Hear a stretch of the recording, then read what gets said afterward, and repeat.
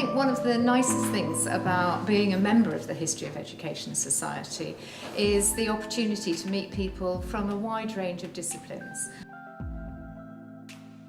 It's a very exciting field to be working in, and we welcome a range of academics, but also people who are just interested in the history of education.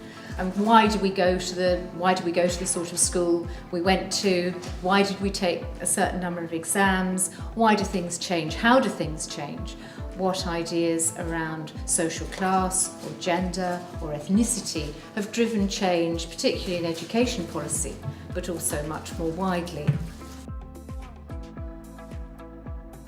One of the exciting things about the Society is that we have a very busy and active postgraduate membership.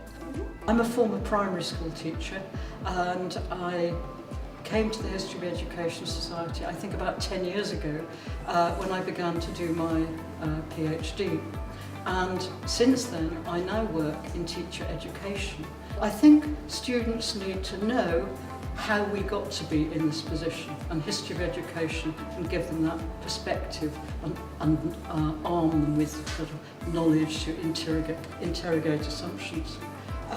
So I think history of education is empowering for the profession, but it's also been empowering for me personally in my journey to being an academic.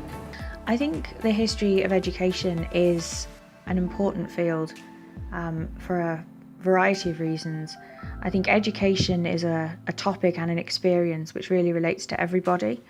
There have been an awful lot of changes, quite dramatic changes in education policy in the last few years, and I think we really do need a historical perspective there. I'm a long-standing member of the History of Education Society, and I'm also co-editor of the journal History of Education. We really have a global reach, both in terms of the readership of the journal and in those who contribute to it and the subject matter that we cover.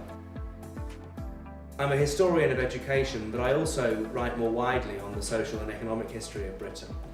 And one of the things I really try to do is to look at education in the context of wider social and economic changes. I've been involved in the Society since I was in my master's year doing my postgrad work, and right from the beginning there's a huge amount of support from the Society in various ways. As part of my research, I joined the Society a few years ago, and I attended for the first time the Society's conference in Dublin a few years ago, and I found presenting at the conference a very welcoming experience. I found a very warm environment and very friendly questions and supportive too.